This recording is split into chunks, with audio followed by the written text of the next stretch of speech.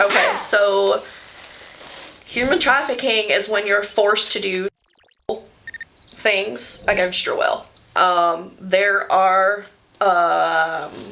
one second, there is, okay, I wrote this out. There are 3 common types of human trafficking. It's the sex trade, forced labor, and domestic servitude. So even if women are just doing escorting and they're not necessarily doing things, you know, sexual things for money, if it's against their will and they're not wanting to do it but they're being forced to do it, it's still human trafficking. The most common types of human trafficking is pornography and motel/hotel work. Yeah. And strip clubs. Yes, that as well. Motel hotel was where I was at, unfortunately. Okay, Nikki. Let's see, I am a mom of 3 and a wife. Came to Toledo, Ohio about 17 years ago. I flew here from Florida from a domestic violence situation. Kind of got into another domestic violence situation right after that one, and things kind of went downhill for a while. I am a human trafficking survivor, as we will talk on. And, yeah, I'm full of anxiety. Like, what was the human trafficking situation with the domestic violence or the... One of the situations, yes. It kind of led me... so when you're leaving a domestic violence situation, you're very vulnerable. Yeah. And you're kind of just looking for anybody at that point to love you the right way, care about you. You know, you are... I don't know, people who are abusers in any form, they have a tendency to know your weakness. Or to gain your trust and everything, and to make you fall in love with them to where they can end up using that against you. Well, I say predators put themselves where their prey is. Yes. You know, like, because they be able to spot their weakness and, yeah. You know, well, not let me... They know what they're looking for. Yeah. They know exactly what they're looking for. Yeah, yeah. So what age was it when you came to Toledo? I think I was maybe 21. It was 21, 22. I think, I think I was turning 21. I had my 21th birthday here. Alright, and you said it was a small town. What was it called? So, I'm originally from Vermont, a little small town in Vermont. My first ex, my abuser, he is from Vermont as well. And then I escaped to Florida. He found me in Florida. And then I was able to come here downtown to the Y. And then that's where I met my second abuser, father of my children. And life kind of just went from there for a while, for some years. Yeah. So you was like 18 when you got into the first abuse? Yes. Mm-hmm. Yep. Yeah, it was fresh out of home. Yeah. Yep. I was actually in Job Corps when I met my first abuser, and he was more of the physical. And my second one, my kid's father, he was more of the... It was physical, but it was more of the mental. And honestly, the... Like, have you ever been in a relationship with somebody and been passed around throughout the friends or brothers? Yes. What was the first thing popped in mind when I asked you that question? About 7. 7. Mm-hmm. They would bring alcohol or coke, and they knew like that I was going to do it with him and a friend, but it turned into him just bringing a whole bunch, and I didn't know why. And I didn't care at the time either back then. This was when I lived on Warren Street. So the second time it was like they would go upstairs, downstairs. Yeah. And I remember one getting mad because I was yelling out somebody else's name, but I don't know who's there at the time. I did not know who was there at the time.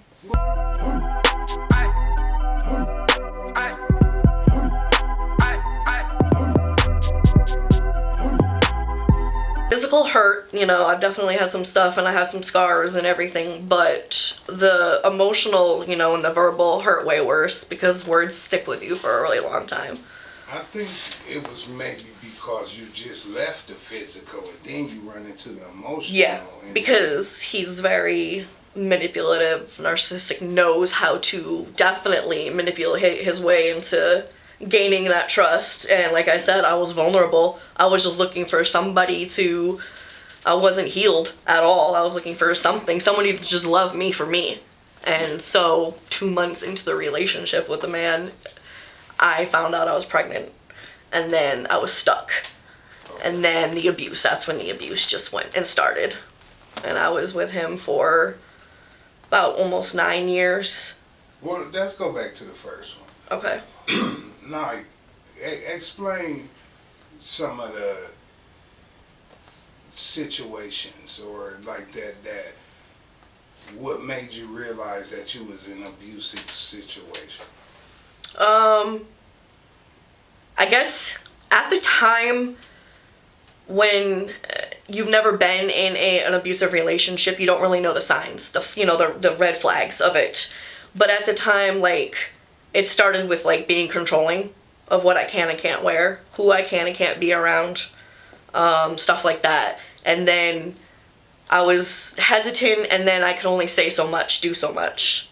And, you know, I don't know if we can get into details, but some of the stuff that he did was insane. There was, you know, when it came to the abuse, my jaw's been broken. There's been lots of things. I'm survivor as well. From him? Yes, him, and from human trafficking situation further down the line. Survivor, my oldest, is from a product of being. Was it a part of a relationship or? Yes, I was married. I was married to him. I did eventually get it annulled because he admitted to abuse and had gone to jail. Like I said, he would put boards up on the doors and windows. I wouldn't be allowed to leave. I knew it got really bad when he just started putting his hands on me, and it started out with like a slight shove. That's the second one? That's the first one still. Oh, okay. Yeah, that's the first one still, and it would just start out with like little stuff here and there, and it got progressively worse. The sorry, it would be, I'm sorry, give you flowers. I won't do it again. And it would be, and then it would do it, it would happen again. And then again, it just became a vicious cycle, and I was weak, and I wouldn't call myself weak, but I don't know the word I'm looking for. Young. I was young, yes. I was young, absolutely. And then he became like very satanic, I can say. With the abuse? Yes. So where I started getting cigarette in the back of like pentagrams. Wow. And so was this a mental thing, or was he practicing some type of sense? I don't know. He was very just twisted. He has a huge rap sheet. He's not a good person at all. But like I said, I ended up getting away. I ended up like when he admitted to what he did when the cops were called, because I would always lie when the cops came to the house and say I'm fine. And then the one day he finally admitted to it. What was the last straw with him? When I left Vermont and went to Florida, it was him putting his hands on me, but then finding out he was trying to do something with a minor little girl. Okay. So I moved to Florida. He found me and my son, my oldest, again, in Florida. He came there. Me again. He like bit my cheek, and his aunt and uncle came home, because I was staying with them. That's the thing. Oh. He found me. They weren't supposed to tell him, and I'm pretty sure they told him. Yeah, or someone. Somebody did, yes. So my son in his chest with a fork. My son is very well, he's old enough now, he knows the stories, because he's asked about the scar.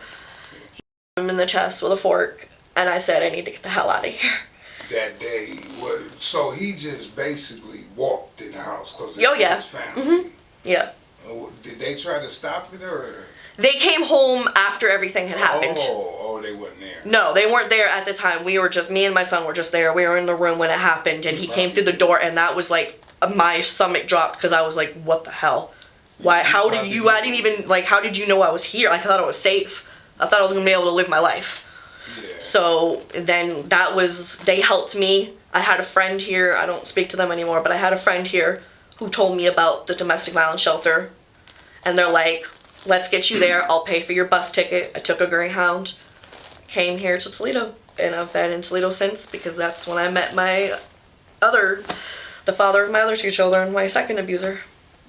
But did he go to jail or? He went to jail for a little bit, and then he got out, and he's had multiple domestic violence situations and has multiple kids now, and I don't even know. I don't know where he is. Come after you again, though. Okay. He's tried to find me. He's found me a few times on Facebook here and there, but I mean, what can he say? It was years ago. I'm not the same person I was anymore. When that contact came from him, what did the first thing that popped in your mind? From when he found me on Facebook? Yeah. I didn't care. I mean, I got a little anxiety, but again, I'm not the same person that I used to be. I didn't stand up for myself. I wasn't strong enough. I was young, I wasn't strong enough. I guess now I'm a lot more stronger, and I've been through a lot of trauma in my life to where I'm basically like, fuck you. I don't care. Like, I mean, you're nobody. You're absolutely nobody to me. Like, now, the unfortunate circumstances of what I had to go through, I can help other people not have to go through those things. That's what I take out of it. I get the positive out of that. And I just, Since you knew that he had other domestic violence situations, you was looking. You have been looking, because the thought would be in my mind, did he ever kill somebody? Yeah. It's funny you say that because he's Panamanian, so he's from Panama country. Yeah. He's Hispanic. He's not even like from here. He had told me, and for a while I was on the side of it, that he did come to the States because he did do something that you just mentioned, in Panama. So he came here, and now, after knowing him and seeing his record and seeing everything he's done to other people after me, I 1000% believe it. Yeah. And then the thought would be in my head, like, he could just go. He could just leave. He could just do something and leave. Yeah. Yeah. So, when you got away from him, man, you came here to the Y. Was the because the Y is all women. Yes, it's just the women's domestic violence shelter. Yeah. So when did you meet the second guy? So, I think I was like maybe 2 weeks at the shelter. At the time, I was very big into church. I went to church. I met this one guy who was just a friend, started talking to him about, church-related stuff. Yeah. And told some members of the church a brief explanation of my story. He took me to his sister's house. It was around Thanksgiving time. And for Thanksgiving, just to get out, not be in a shelter on Thanksgiving with my son, to try to, brighten up, the stuff I had just gone through in my life. And so I went to his sister's house, and her husband was best friends with my ex. So I met him through, them, and then I started kind of like, I don't know, talking to him a little bit, and then I was still going back to the shelter, and everything, but then like maybe a week after, I kind of started spending the nights over there and then just ultimately leaving the shelter. Did you tell him about the first situation? I did. And that's how he knew my weakness, where he could manipulate me and, and do everything. And it was great. It's always great at the beginning of a relationship with somebody who's, an abuser. Yeah. So, they wait, and like I said, they wait until you have trust and love and, don't want to leave them and couldn't see your life without them before they start doing what they do. Yeah. And did it take the kids to be brought into the situation before he started? So I had my one kid when I met him. He was little still. He was only like maybe 1.5. And then I had my 2 other kids with this guy.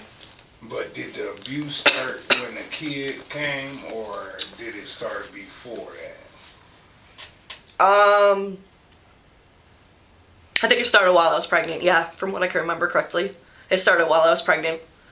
Yeah. And this was the sex trafficking situation. I haven't even gotten to that part yet. This is my life. This has been my adult life trauma. Okay. So explain. So my second ex. Yeah. So basically, we met. Yada yada yada. We talked. We ended up getting a place. Found out I was pregnant. That's when the abuse started, and his was, again, there was physical, but there wasn't as much. But his was mainly the financial, for sure. Financial abuse. I wasn't allowed to have a single penny. I had to beg neighbors for, feminine products, for a cigarette, for toilet paper. He was never home. He was always out there cheating, but I was always the cheater, even though I was home, it was just everything you could think of in that type of person, and that's what he was doing. Well, when you said narcissist, it automatically painted a picture, and then you painted that picture. Yeah. You know what I'm saying? Yeah, so, again, it was verbal. I was fat this, I was, nobody would want me, I'm not pretty, I'm not, just all the negative things you could possibly say to somebody to tear them down is what I was told. Yeah. on a daily basis. So I was told, the biggest thing why I didn't leave for the longest time is because I was told if I ever left with his kids that he didn't care about anyways, then he would make my life a living hell. Yeah. So I was like, well, I don't want my life a living hell. I've already, dealt with one abuser. I'm already adopted. I didn't even tell him my childhood. There's so much to the trauma when it comes to that. So, he knew everything. I told him everything because I thought I could trust him. And then the abuse just started getting worse, and I couldn't take it after so many years later anymore that I was just like... Have you seen that is kind of the problem? That telling them... Yeah, but again, I know that now, but when you're in that moment, you're not thinking that. And then, women's logic of thinking is different. They want to be loved. They want to be, protected. Yeah. And when abusers are very good at pretending to be all those things to where you literally don't want to leave them. You are like, oh my God, this is the person I need to spend the rest of my life with. Yeah. And then once, you are trapped and you're not allowed to work, you don't have any money, you have 2 kids. I'm not from Ohio. I have no family, no friends. Where was I going to go? How was I going to go? I didn't have a car. I didn't have a car. I didn't have anything. Nobody here. And it took a very special neighbor who, I would be awesome if she was watching, to allow me to go over to her house, and she started telling me I deserved more. Yeah. Was it a process of her doing that? Yeah, after about a week and a half, sorry if I get emotional, about a week and a half of her telling me that, I was like, you know what? I do deserve better than this. So she helped me. I got a garbage bag of stuff together for me and my kids, and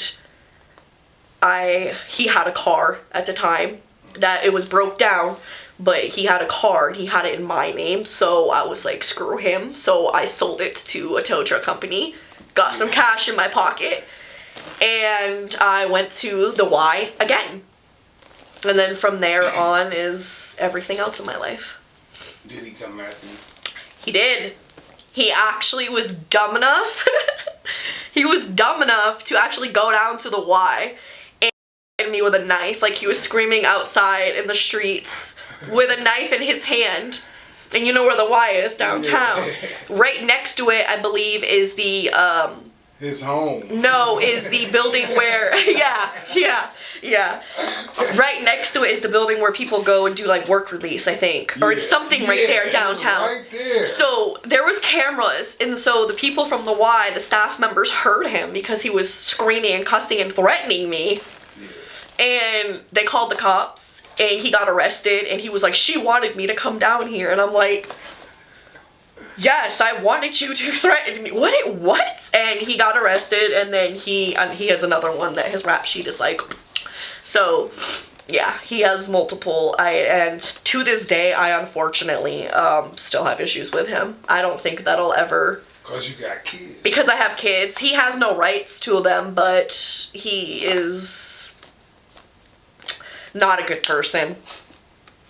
My husband has had to deal with a lot of racism, and he's just a piece of crap person. Yeah. It's a rough one. Yeah, it's the 18 years and beyond. Yeah. Yeah. It's rough. So, yeah, I ended up leaving from that shelter after a while. I was able to get a place. They helped me get a home. And I was at the home for an apartment. I don't know what side of town that is, but I was in an apartment with my kids for a while, and then that's when I met this one person who put me in the situation of human trafficking. And I don't know between him and my two abusers, who's worse. Like, alright.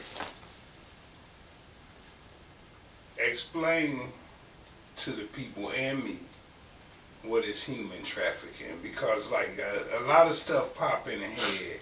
Okay, so human trafficking is when you're forced to do things against your will. There are one second, there is, okay, I wrote this out. There are 3 common types of human trafficking. It's the sex trade, forced labor, and domestic servitude. So even if women are just doing escorting and they're not necessarily doing things, sexual things for money, if it's against their will, they're not wanting to do it, but they're being forced to do it, it's still human trafficking. The most common types of human trafficking is pornography and motel/hotel work. Yeah, and strip clubs. Yes, that as well. Hotel was where I was at, unfortunately. So anything that is against your will when it comes to sexual acts is human trafficking. There is definitely a lot of signs that you can look for when it comes to it. We can talk about that. There is, when it comes to each person, which I can explain in a minute, when it comes to him, now that I know what to look for, or what to, whatever, but there's people get brandished, like they'll get, what's the word?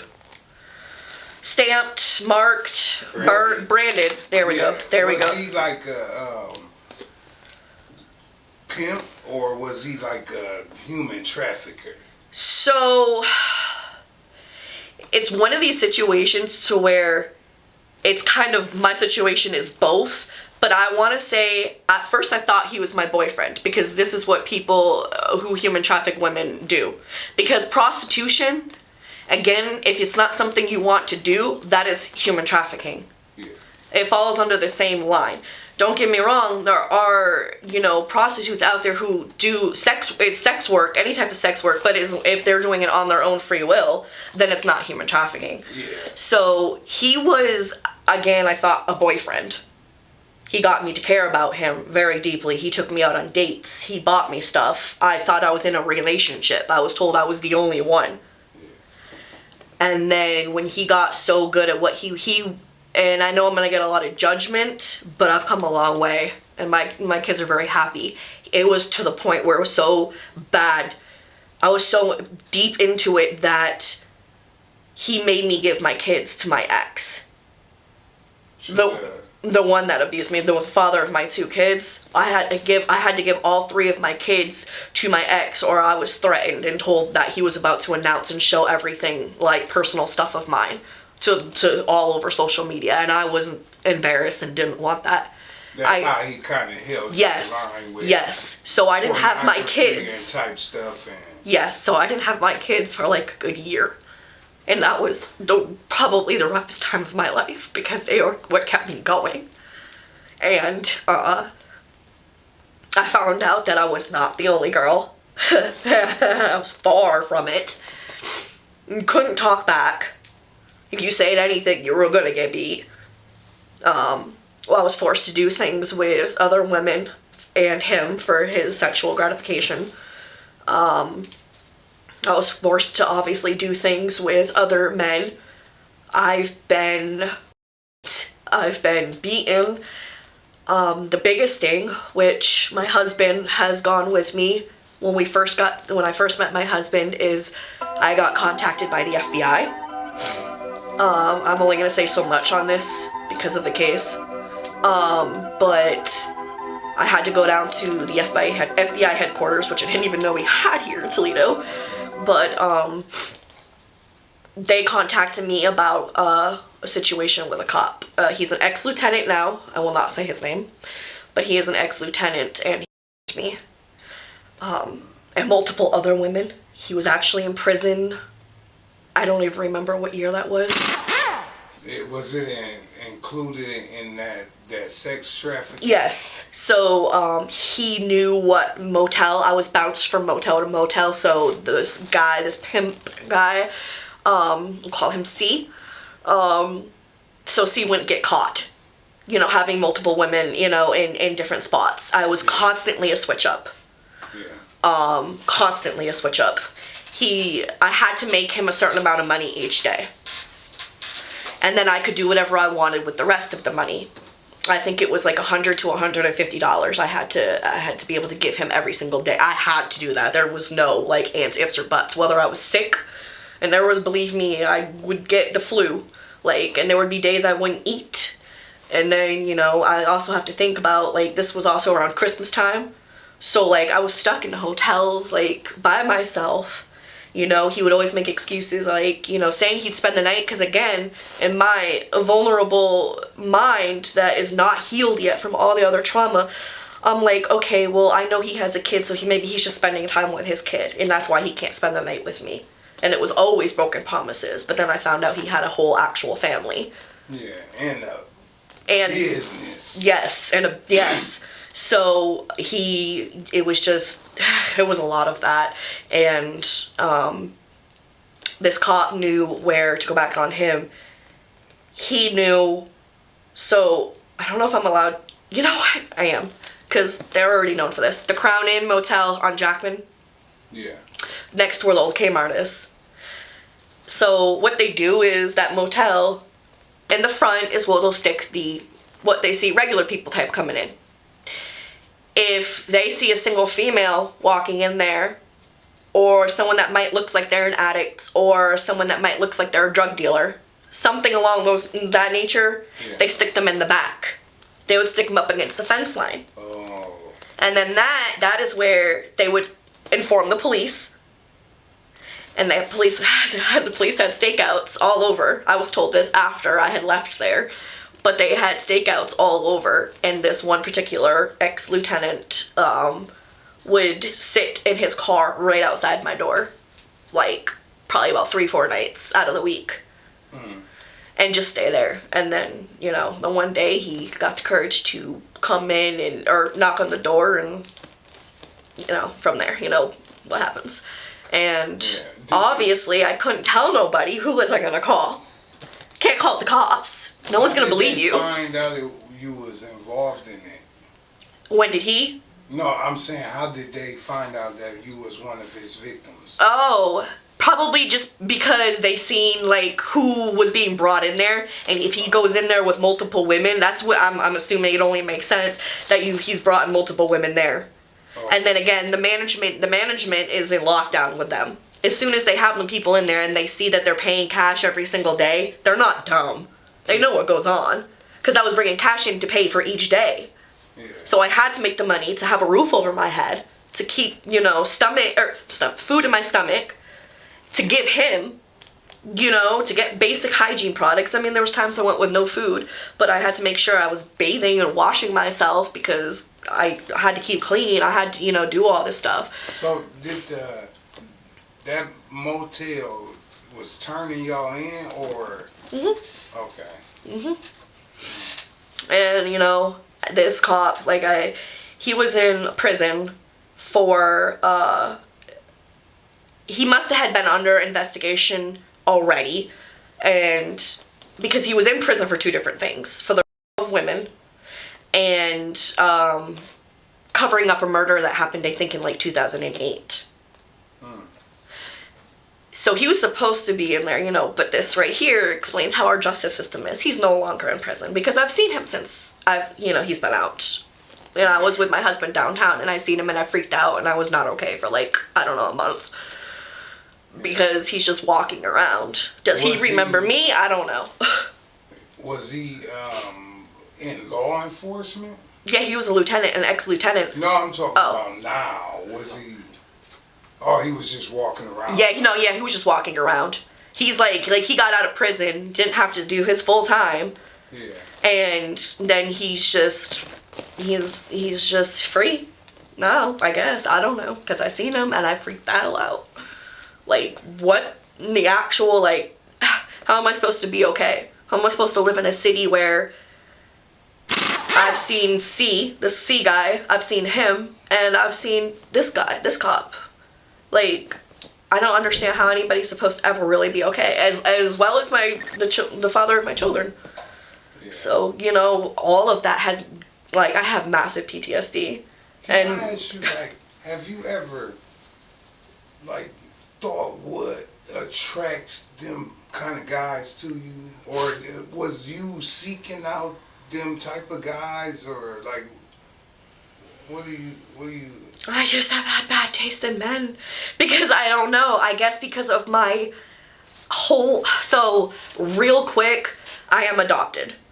And like I mentioned, my biological mother lost custody of me because me to grown men. As a kid? Yes, to get her drugs. And my husband's met her, and I have confronted all of her about this, and she just will not be honest with me about things, even though I have the records. Yeah. I have the files. Once I turned 18, my adoptive parents gave me that. All the info, you know, whatever. But then I got adopted into a family and my dad's dead now, so that's his karma, but he growing up. So I guess my whole life has been nothing but actual trauma. Yeah. And I've just always looked for someone to love me. That's all I've wanted, like, to just be able to be me. And I have so much mental health issues now because of everything that's ever happened. I've endured so much pain that a lot of people would not be able to still be here on. Like, my depression is on an all-time high. Like, my anxiety, I started experiencing anxiety attacks this past year. And as you can see, I'm starting to stutter because my anxiety is high because I'm emotional. But I just want people to just know that, like, that's why I'm so big on my platform on Facebook. Why I do the quotes that I do and the things that I say. Because I don't want people to feel like they're alone out there. Because the world can be tough. And if you had to deal with trauma, or even if you haven't been, that feeling alone part, it sucks. It absolutely sucks. And to know that just there's somebody out there that might be able to relate or to give you the signs of what to look for, you know, in any of this, then at least I know that I'm saving at least one person. And that right there is huge to me. Yeah. So, when did you find yourself taking on this as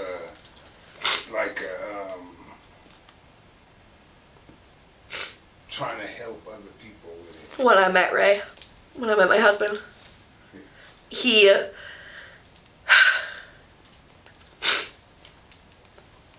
He knew I told him my story. There was something about him that was different. I approached him on Facebook. The only guy I've ever approached. And I told him my story and he didn't judge me. At all. He didn't judge me for what I went through. He didn't judge me for not having my kids. He cared about me for me. And I could tell the difference. Because I started to get stronger and stronger and stronger after that whole situation with the human trafficking finally came to a halt. I was able to start working on me slowly, you know, piece by piece. So I was getting stronger, so I could see the difference with him. And he saved me. Like, hell, he doesn't even know, and words can never express it, that he just, I don't know. I was able to finally be myself, so I was able to finally find myself, because I've never known who I was as a person. I never had a voice. I was able to dress how I wanted without judgment. I was able to dye my hair a certain color if I wanted to. I've been every single color.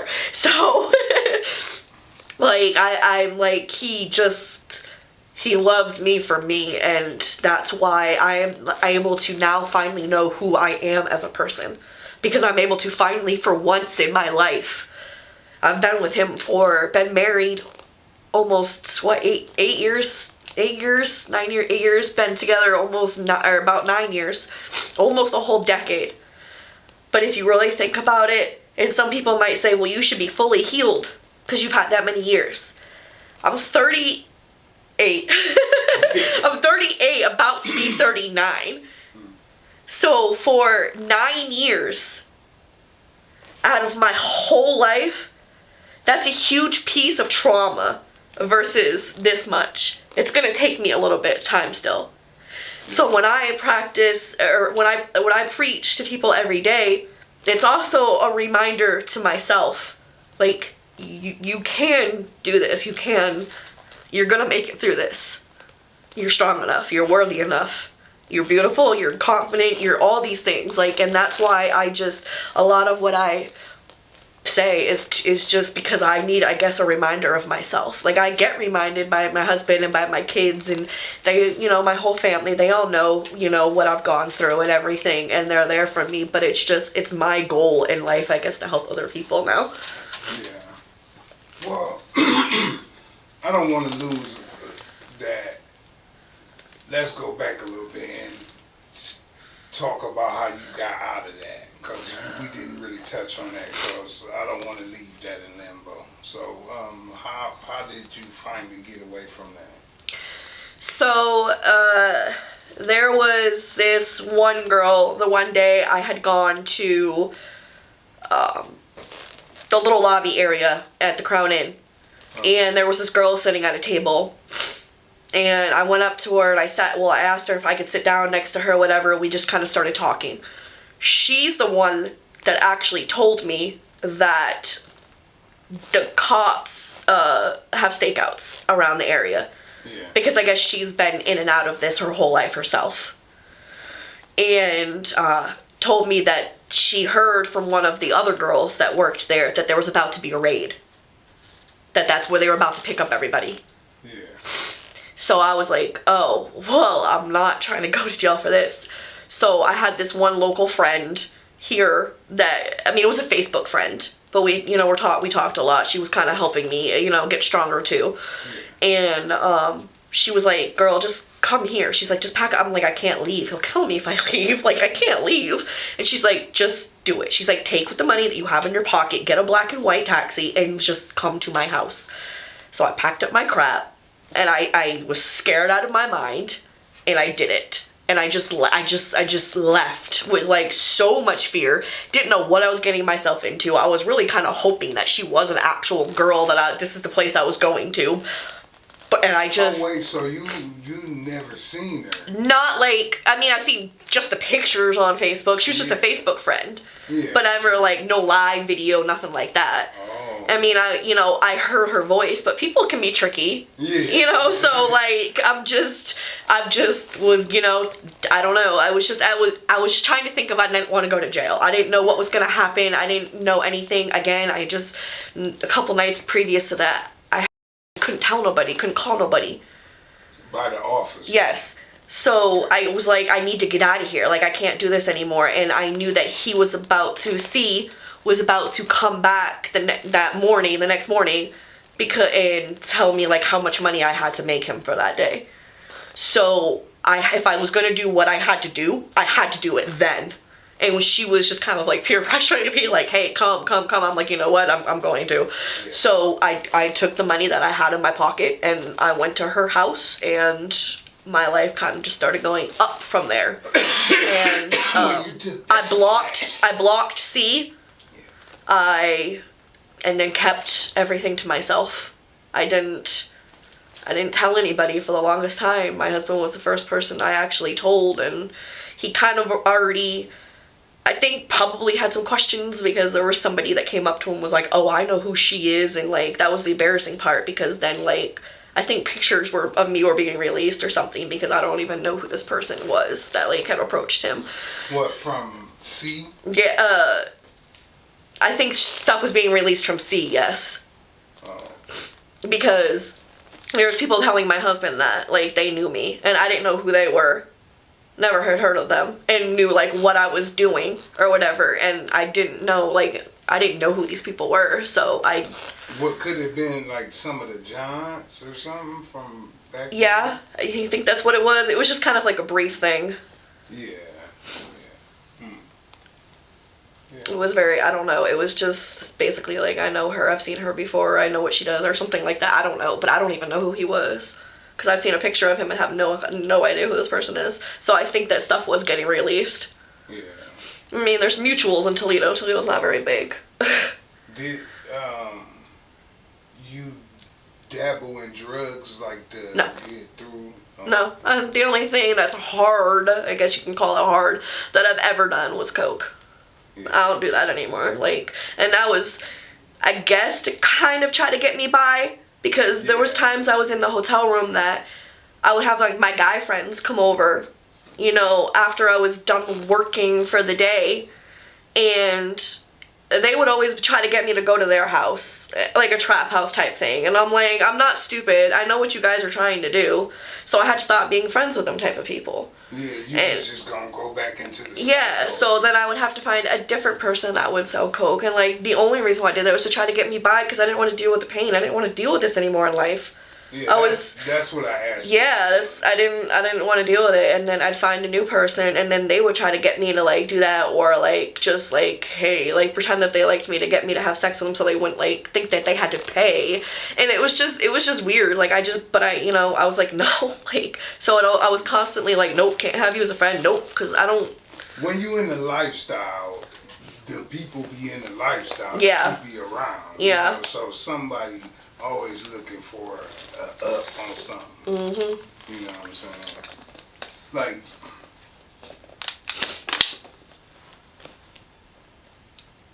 how do you believe your story can inspire others facing similar situations? Well, I mean,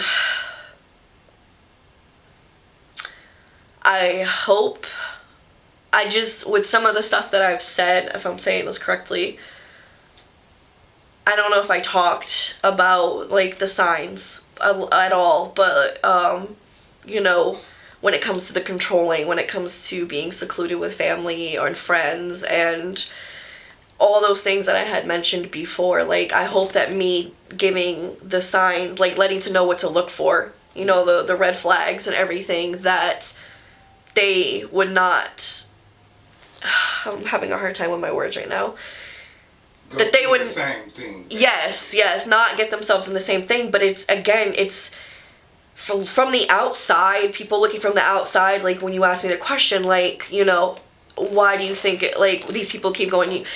Because we have a tendency as victims, I'm going to say victim/survivor, because I'm a survivor, but I'm also a victim. Yeah. We just kind of have a tendency to notice the same patterns without really noticing it. Like they say, when you find somebody, like, you know, a partner in life, you kind of end up finding someone that's almost kind of like you in a way without realizing it. Because your brain just does this natural thing to where it just, you know what you are looking for, and I'm a sucker for words. So, and when you tell somebody that, they're going to take all of that and they're going to use it. So I hope that my story just can help somebody else, again, when it comes to the human trafficking part, like, of what to look for, and, like, there are hotlines out there.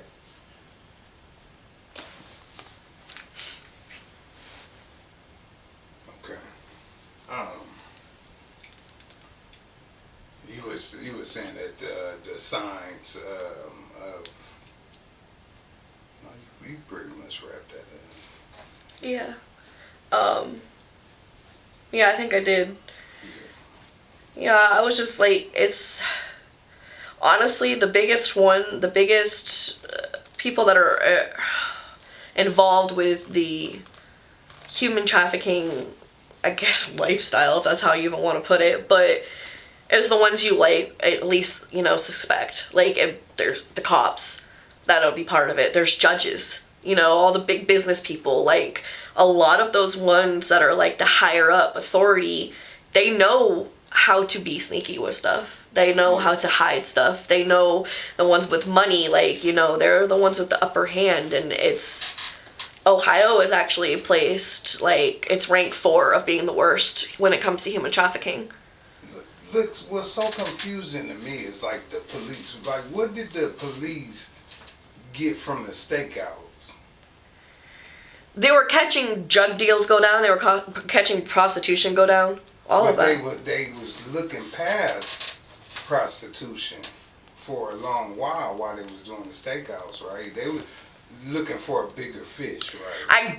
I'm assuming so. I mean, most of the time that's what they do when they're doing investigations. You know, they see the small fish and then they really need to get to the big fish. So they're like, okay, well, we see this guy. If we catch him, we're gonna get him to talk and find us the big person. I think y'all was the bait.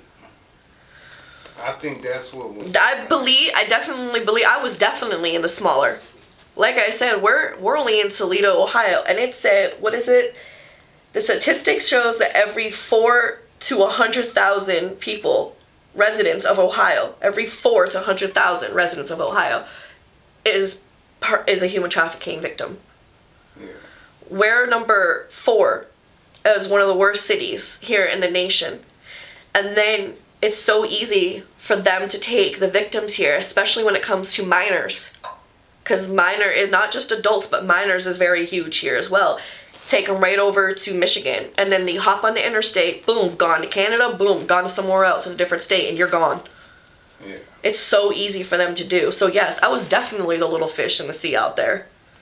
And I just, unfortunately, I can't even imagine what some of the other girls have had to endure.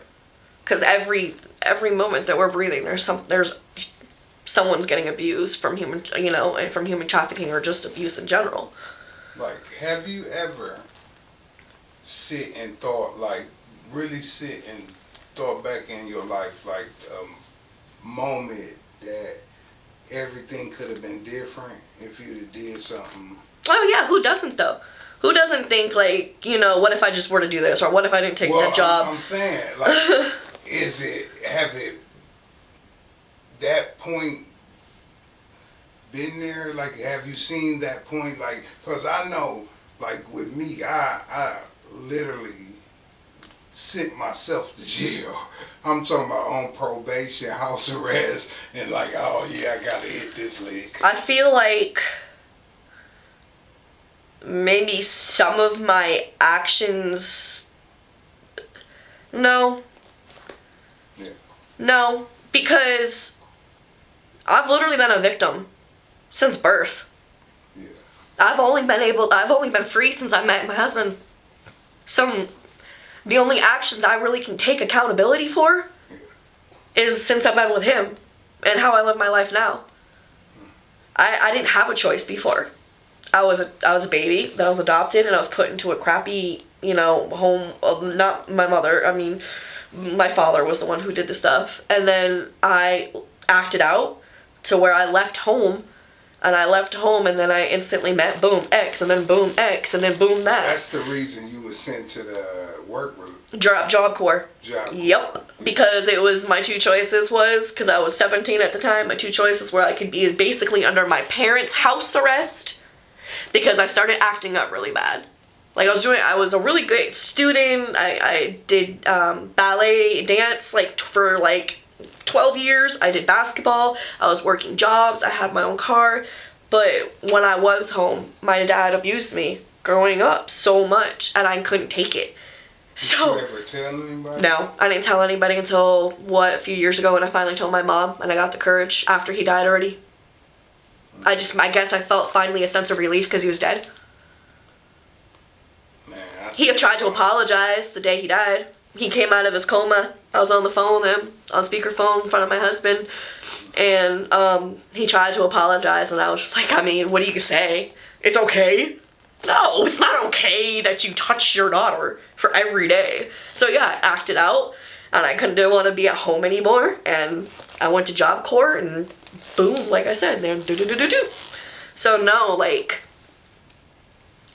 I know a lot of people might say, like, but you gave your kid, it's not like that. It's not like that because I was in a really horrible situation where I was fearing for my life. Yeah, then you was used to it. But, yep. But then when I met my husband and he saved me, he helped me get myself together where we got a place, and then I was able to go to court with all my evidence that I had and say, look, judge, this is what it is. I'm not what my ex claims that he thinks he knows me as. And he showed his racist, horrible, judgmental self in court. My ex did. And the judge was like, you know what? You're an asshole.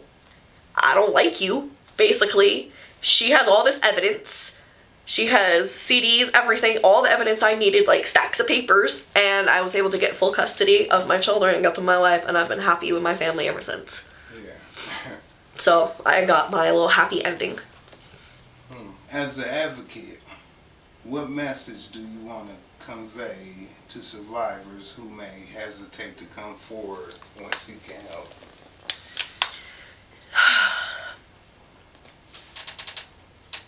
Know that you're not alone. Know that there is somebody out there that cares. And that you are worthy enough, and that you don't deserve it, and none of it is your fault. No matter how much any of those people say differently, it's not your fault. Reach out to somebody, anybody, a hotline, a family, a friend. If you don't even have family or friends, then, like I said, there's the hotlines, there's so many different types of, there's the Y downtown, or if you're not even in Toledo watching, I'm sure, I don't know if every single state has one, but I hope that they have a domestic violence, shelter of some sort. But I think my biggest thing is just look for those signs. Look for those signs. Look for those red flags, the controlling, the seclusion, all of that. Look Isolation. Yes. Isolate and conquer. That's yes. Yes. Yeah, but my biggest thing is that you're not alone.